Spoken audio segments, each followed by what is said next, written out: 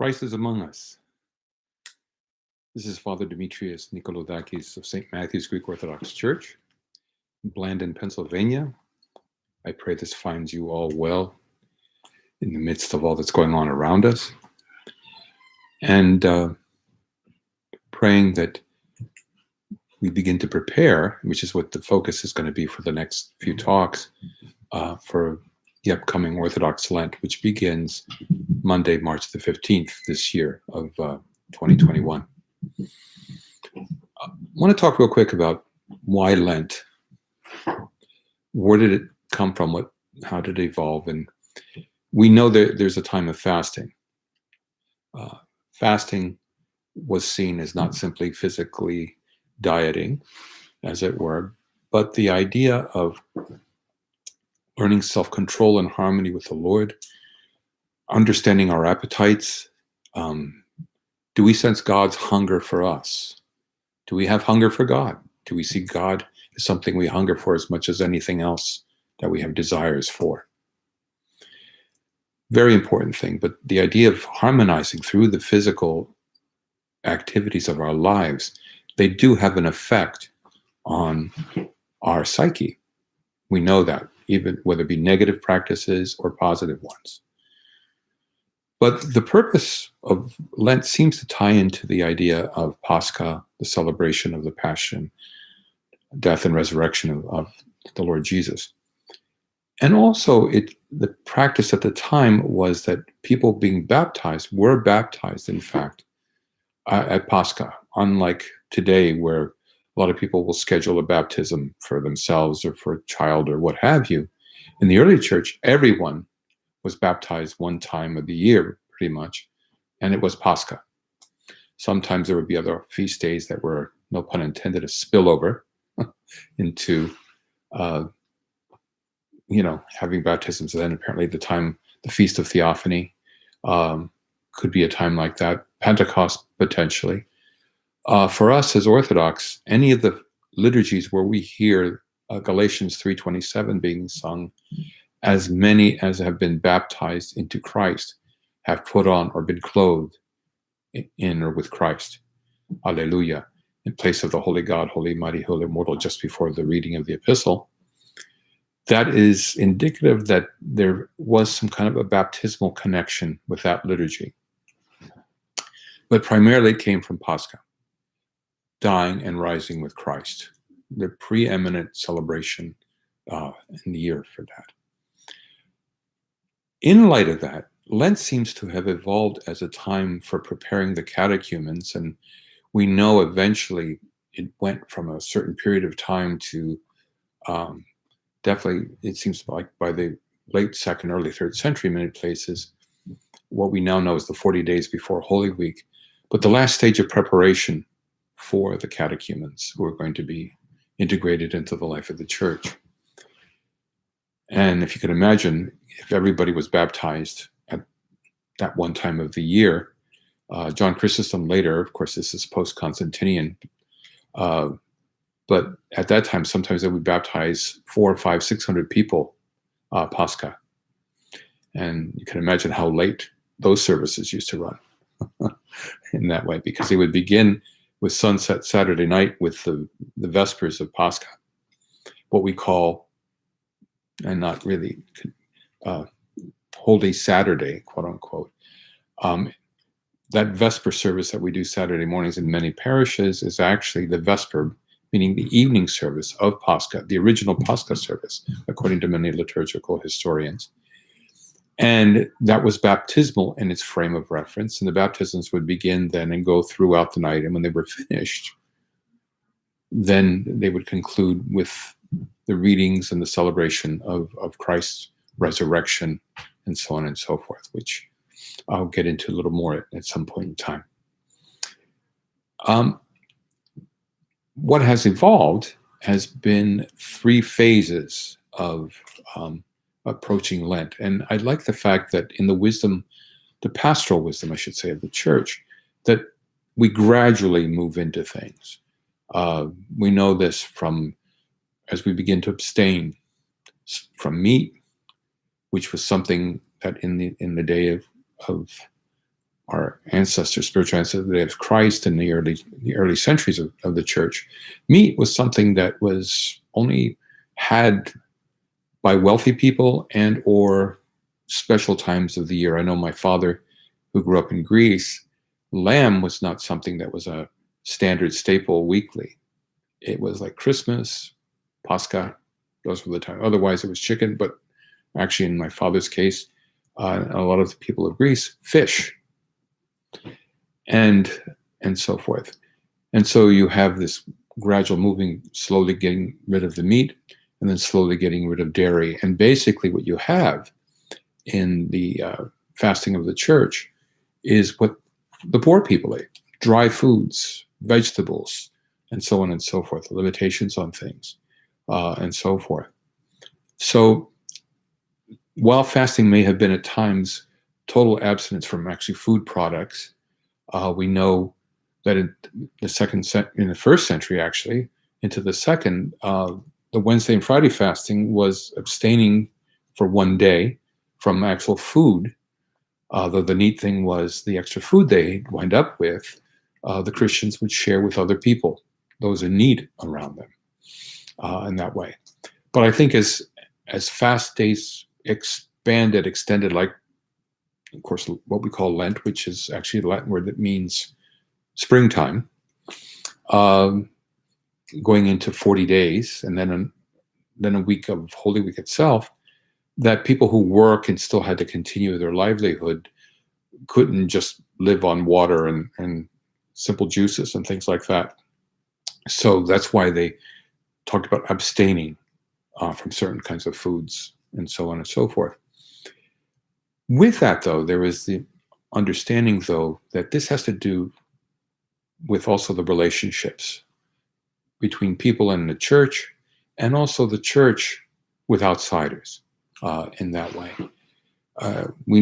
In Orthodoxy, in today's piety, they will talk about the three aspects of Lent, which is fasting, of course, from foods, fasting from sin for sure, in that way, which should be done year-round, not just during a fast period, but really even focus more on honing fasting from sin.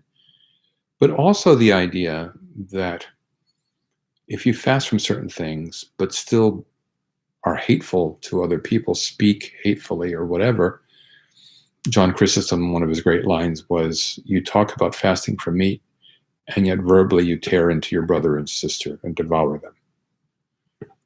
Very important thing. And then also understanding in terms of relationships, we worship a God who actually commands us. This is a moral imperative, if we read the Sermon on the Mount and the other teachings of Jesus, that we're to love our enemies and pray for them. That's a very powerful issue. The idea that, as has been said by some of the early Christians, we have no enemies as such. Yes, there are people who would see themselves as adversarial towards Christianity, towards the church, but Christians were known to relate to all people, and that has to do with the idea of the incarnation too, that not only are we all made in the image of God, but that every person, whether they know it or not, God has welded himself even physically to them, taken their DNA, if you will, into himself in and through the incarnation of every human being that's ever lived or ever will live. Which we'll talk about at some other point, why the power of what we call the atonement, what Jesus does in the incarnation by embracing every part of human reality, including our death, is such an incredible reality, organically speaking, and what really saves us in the end. Anyway, the fasting, prayer, of course, as a given, which is about our relationship with the Lord, and almsgiving, which is beyond like tithing. I mean, the regular giving back to the Lord, the 10% of what we, from everything that God gives us, we share back with him.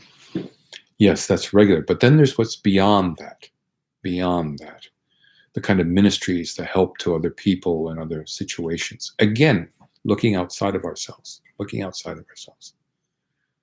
So that's kind of a frame of reference. And again, there's three parts to all this. It's called, you'll hear the phrase triodion. The triodion, a Greek word that means the three odes, or the three sets of services, if you will, the hymns specifically, that bring us through this incredible journey that we begin now to make towards Pascha, which includes, and should have in mind, those who are joining and becoming integrated into the body of Christ as well. The challenge in remembering all this is a challenge to how we do outreach and evangelism in that way. And I don't mean grabbing people, on a corner and just reading the Bible to them till they just give in, but also living and presenting the gospel. Yeah, and there's times for dialogue. Jesus wasn't just all action. He actually had words to express and interpret what he was doing. But the idea that if we are reflecting Christ, and if we are interacting with Christ, the bridegroom, as being the church, the bride, then there should be a birthing that goes on in the life of the church. And not just for the sake of adding members, but the idea of integrating, uncovering the reality of this incredibly universal reality of God making himself at home among human beings. So a very important part of all this. Now, the first gospel that begins the first phase, I call this the first phase. There's the first phase of the triodion, where there are certain gospel readings that lead us up to Lent. The tax collector and the Pharisee, the parable of the father and his two sons, aka the prodigal son story, celebration of the Last Judgment, the parousia of Christ, and finally, Forgiveness Sunday. Last Judgment and Forgiveness Sunday are also known as Meat Fair and Cheese Fair, which is, like I said, that whole, the last day of having meat, the last day of having basic dairy products. One thing I do want to say real fast is also fasting is according to one's physical capacity. In that way, we have people that certain things they cannot abstain from, and the church understood that. There is in the canons this idea that fasting is kata dinamis, according to physical strength. And I don't mean by that you're driving by Burger King and you're smelling the burgers on the grill and you just weaken. But that if there are real physical issues that go on, and also that includes people who are elderly, people who are pregnant, et cetera, there are situations that need to be understood and, of course, shared with one's spiritual parent and discussing that. So we're not just being so subjective and so forth, that we kind of rationalize a way to get out of fasting. So that's the first phase. Then when there's Lent proper, the second phase of the triodion that runs up till the Saturday of Lazarus. This basically the basic 40 days proper. And then the third phase is from the Saturday of Lazarus through the Vesper liturgy, of Pascha. Again, often popularly called the First Resurrection or the Holy Saturday, but originally done in the evening, Saturday evenings, because that was the original Pascha service, and so on and so forth. And we will talk about how apparently the service has evolved into what we know today. Anyway, so understanding this is to reflect not only how each of us individually as Christians relate for our own personal spiritual well-being, but we're there for the well-being of those who are joining the church, who are becoming part of this, supporting each other also as a community, and as mirroring that reality of the Jesus who dies for the whole world by the way we relate to the world around us. So it's not only how we look as individuals, how do we reflect Christ as a local Eucharistic community?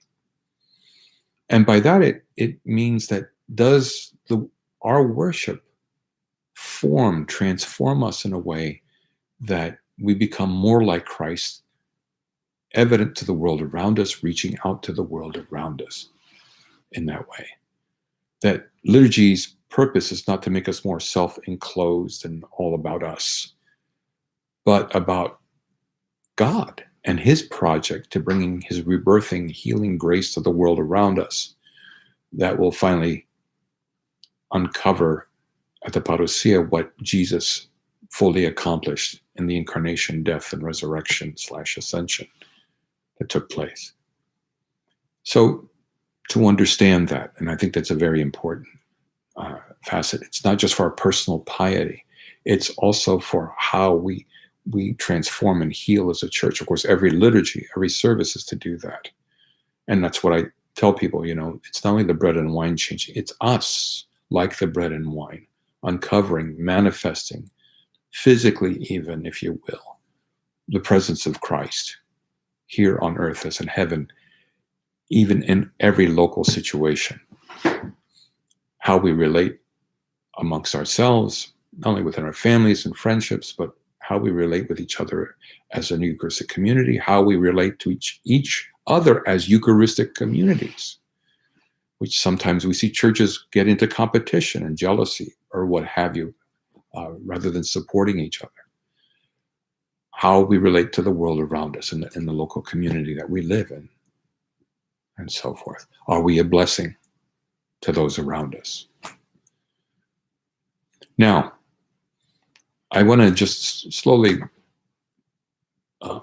talk about this in terms of the first gospel reading that we talk about, and that's the famous story of the tax collector and the Pharisee. And it's important to understand the context, like always. Pharisees were a group, like a pressure group, if you will, in Judaism, developed after the Maccabean revolt in the year 167, when there was a discussion about whether or not the priesthood, which were made up of the Maccabean family, who decided they were going to be the priests in the temple after, they kicked the Gentile rulers out and they had reconsecrated the temple after its desecration by Antiochus Epiphanes putting a statue of Zeus in the Holy of Holies. Anyway, who were the priests? And we know in the Jewish tradition, it is to be the tribe of Levi. And there was a question whether the Maccabean members of the family who were now taking on the role of priests and Levites in the temple were in fact of the Levitical tribe. And there was some discrepancy about that. A group called the Essenes said, it isn't, it's corrupt. They moved out of town, went to a place called Qumran, formed their own community. Decided that, this issue with the temple, since the priesthood was corrupt, the sacrifices weren't valid, and so forth. The Pharisees, though, were more of the mindset that maybe they are, maybe they aren't, but the important thing is how you follow all the commandments of God, and then some, extending and applying their own interpretations and approaches. And keep in mind that there's not just the 10 commandments, there's 613 if you look at them total. And some of them, the priests would say, are only applicable if you're coming to worship in the temple in Jerusalem. But the Pharisees like, no, it's you follow all those commandments regardless if you're in the temple or not. Pharisees, the idea of Pharisee means those who are separate. They separate themselves, that they're trying to live a life that's pious and holy. And not surprising, we see in the stories someone going to the temple to pray. And again, you have to imagine that there was constant movement, flow of services, people praying, places where people were teaching. Probably in some ways looked like Grand Central Terminal in New York City, with the flow of hundreds and hundreds, maybe thousands, especially during the feast days, the great feast days, moving in and out of the temple. Now, one thing important to also know is that people prayed aloud, always. You read aloud and you prayed aloud. So that's part of the scenario here. And you have a Pharisee who's in the temple praying. Now with that, you also have a tax collector. And in Judaism at the time of Jesus, tax collectors were guys who worked for the Romans. They were your own people. But keep in mind how they were seen, because if you didn't pay your taxes, which included the gratuity, under the table or whatever, commission, whatever you want to call it, that was added on to your taxes, they would report you to the Roman officials, and your wife, husband, whatever, children could be taken away, enslaved, etc., etc. All your possessions taken in by the Roman authorities. And keep in mind how the Romans were seen by Jews at the time. Very much reflected from, like I know from my own father and other people who lived during the era of the Nazi occupation in Greece. It's very much how, because the Nazis were brutal, and reprisals, rapes that went on, Germans feeling they could just go wherever they wanted, take whatever they wanted. That was very much how the Jews saw the Romans, and therefore any of their own people who collaborated with them. It was like even worse. It's like, so being a tax collector is like one of the worst things you could actually be. So you have the contrast with a Pharisee who's seen as holy and pious and everything else, and the contrast of somebody who's so much despised by the community, who's seen as somebody outside of the community in a lot of ways, that the contrast couldn't be more clear, the dichotomy between the two men. And we know, of course, and I'm going to just read real quick the actual text, where Jesus tells this parable, and he said it for the purpose to some who trusted in themselves that they were righteous and regarded others with contempt. Now that's Luke's little preface to the parable. And understandably, Jews would have regarded the tax collector with a great deal of contempt. Anyway, this is from the Lord. 2 men went up to the temple to pray, one a Pharisee and the other tax collector. The Pharisee, standing by himself, was saying thus, God, I thank you I'm not like other people, thieves, rogues, adulterers, or even like this tax collector. I fast twice a week. I give 1/10 of all my income. Okay? Now, those aren't bad things. All right? He's thanking God that he's not like these other kinds of people. And notice on the tail end, a tax collector. And again, keep in mind the prayer is allowed. And it's very likely the tax collector, the way Jesus is positing the story, is hearing this. Okay? He's at the very end, like at the worst of the worst type of thing. And it's good. I mean, am I glad if my children aren't doing drugs? Am I glad if they're not stealing? Am I glad? Yeah, I have to admit that. I have to admit. And I do work with people who've struggled with other kinds of issues, addictions, and so on and so forth.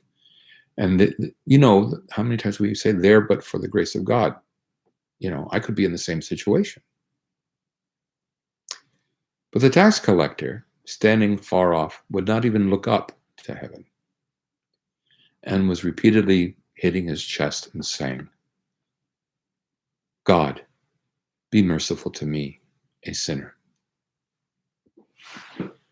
Now, it's a very powerful thing to imagine, this guy hitting his chest repeatedly. The Pharisee standing, which the normal posture of prayer physically was to stand with your hands up like that and looking up towards the heavens a lot of times. And you can see that in a lot of the iconography of saints who, when they're in the posture of prayer, their hands are up. You know, they're called the orans, which is Latin for prayer. So he's writing on the fact that he does all these good things. We should be giving 10%. We should be fasting. Jesus would understand that and expect that, you know, and so on and so forth. It would be an expectation. You read the letters of Paul that we're not delving into lifestyles that are contrary to the teachings of Jesus. Okay, is that a bad thing to expect that? No. However, the important thing is we're not loved because of that. It hopefully is because we understand how we're loved, that's the natural outcome. But going to the tax collector, he sees how bad his condition is. He realizes, he's aware of what his lifestyle has led him to. And when I hear him, in the sense, or hear the gospel being read, that he's beating his chest repeatedly, saying, God, be merciful to me, a sinner. God, cleanse me, a sinner.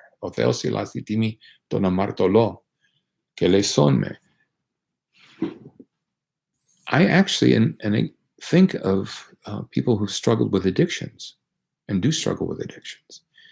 And I want to just read some of the beginnings of what they call the 12 steps of like Alcoholics Anonymous, or any of these situations where people struggle with compulsive, obsessive behaviors. And the 12 step start out with this, the first few steps. We admit we were powerless over whatever: alcohol, gambling, pornography, shopping, eating, overeating, etc., etc. You name it. We're powerless. That our lives have become even unmanageable. These things can take up our lives, totally alter the way we live. Number 2 is we came to believe that a power greater than ourselves could restore us to sanity. This is, I think, the prayer of the tax collector. The idea that it's not just by trying to do good things, it's I need God to help me change. I need God to help me change. And the third step is to make a decision to turn our will and our lives over to the care of God, as we understand it, because, quite frankly, knowing God is an ongoing dynamic relationship. That the more we get to know God, right? We don't know everything there is to know about God. We never will know everything there is to know about God. But we can admit that where we are right now, there's still more to God that is to be known, to be revealed to us, etc. And then made a searching and fearless and moral inventory of ourselves, and admitted to God and ourselves and to another human being the exact nature of our wrongs. And 6, we're entirely ready to have God remove all these defects of character. Now, that's not everything that the tax collector is saying here, but the spirit of it is very much in line with his repeated prayer for mercy. And it's interesting because there is sometimes a thing about how we understand church. The church is for the good people. And what happens if somebody has had struggles in their past and they want to become part of the church? And it's very easy to point fingers. I've actually realized that sometimes when a person meets somebody who's had, an addiction that they've had to work through, or had been in some kind of trouble in their past, and so on and so forth, one of the things that's scary is it could reveal maybe some struggles that they're trying to suppress or keep away from other people. That I want to be seen as a good person. That if people really knew what I am or have or what I struggle with, I won't be loved and accepted. And again, it's not that we endorse destructive, horrible behaviors. Jesus is not endorsing the lifestyle of the tax collector. But he is talking about that in crying out to God in the end, that we need God. And that's what the Pharisee's prayer is missing a little bit here. He's doing the right things, but he's coming out of it just very comfortable where he's at. And a lot of times it's not till a crisis takes place that we suddenly realize we need God. And even then we seem to have short-term memory. Maybe the pandemic has helped people realize that. I remember when 9/11 happened and the Twin Towers fell. For about a month, people were going to church, etc. But then went back to life as usual. And the truth is, we always need God. We don't have to have a serious, dramatic addiction in order to know that we need God. The reality is, a lot of those points in the 12-step are very much in line with what a person goes through as they draw near to God. It's a pathway. And the repeated crying out to God, hitting his chest and asking for God's mercy and cleansing, that's something we always need. Not because, and this is important, not because we're trying to change God's disposition as if God is sitting there just enraged and ready to kill everybody. But the idea of mercy is the idea of healing, cleansing. You know, the story of Bartimaeus, the blind beggar, who, when he hears Jesus is coming down the road, he starts yelling, "Jesus, Son of David, have mercy on me. Jesus, Son of David, have mercy on me." In the crowd, he's just over and over. And the crowd's telling him, "Be quiet, stop it, you're annoying." And Luke writes that he starts crying out all the louder, "Jesus, Son of David, have mercy on me. Jesus, Son of David, have mercy on me." And suddenly in this darkness, he hears a voice say, "What do you want me to do for you?" "Lord, that I want to see." And really the idea of mercy is to heal, because of the idea of the root eleos and the idea of the olive and olive oil, which was understood and used for medicinal purposes as well as for food back then.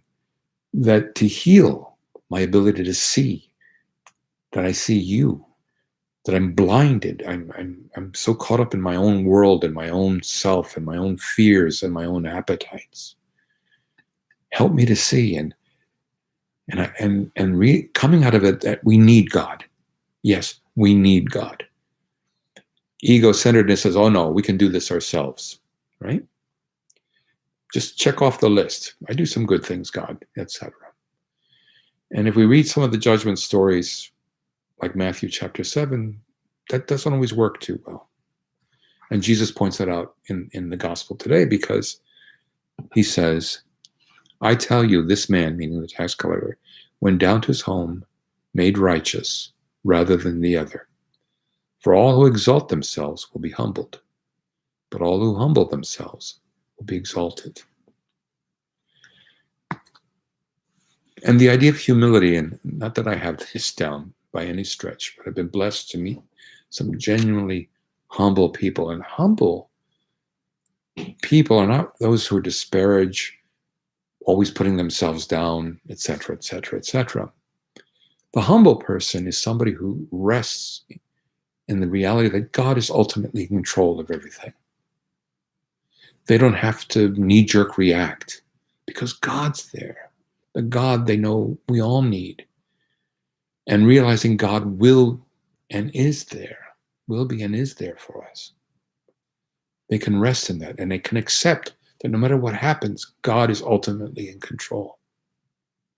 And not that they like everything that happens, but they also know that God is good at manipulating the manipulators. As one of the men I worked with in the prison was coming out, said to me one time, God is ultimately in control. Now, he's waiting for us to cooperate with him, but God's in control. And so as we begin looking towards Lent, the question becomes, do we realize we need God? And not just when there's a crisis. Not just when there's a crisis, but all the time. That God all the time is there for us, making the heart beat, giving breath to us, trying to enlighten us, trying to call us towards him. And the idea that this is deepened and understood when we come together for worship. There's something about prayer and worship in that way that makes me aware of God, my need for him, that reality of who he is there present. And that's the place I give back to him. I give back to God in that place. I receive from God, but also give back to him. within the church, and with the church, and as church, we give to the world around us, the almsgiving and so forth. And we can see that happen. I've seen that in our parish. And I'm not saying we're exclusively like this, but how, like the Philoptokos, looking for ministries in the local area. Are there people, maybe within the parish, definitely outside the parish, who sometimes have needs and we can reach out to them? Being a church that doesn't judge people for whatever they struggled with in their past. Being supportive of those becoming part of the church, to help them, to support them, not to do it for them, but to support them in them taking responsibility for their faith and their relationship with the Lord, and also becoming co-workers with Christ. And we'll talk about that more when we get to the parable of the prodigal son. But I think all in all, just to remember this reality of our need for God. That we approach Lent not as just an add-on, something to do because it's nice and pious, and we can have our own theologies all around this, but to get back to the basics of our need for Christ, and that God, through Jesus, has fulfilled this need of coming to us and taking our human reality onto himself, that we can become of his part of his reality. The reality of who he is, that's there forever, and to further enhumanize us in a world that dehumanizes, depersonalizes others. May God help us this Lent to be more churches that reach out to the world, to share the humanity of Christ manifest in and through and among us as church, to the world around us, and affirm that human reality of God there, meeting the basic need, not what necessarily we want, but what we need to also be further and humanized. God bless you all. Please remember St. Matthew's. Please subscribe to this YouTube channel and pray for us. And please feel free to contact our parish if you have any prayer requests yourself. May the Lord bless all of you and bless all of us with a deeper awareness of his healing love, always now and forever, into ages of ages. Amen.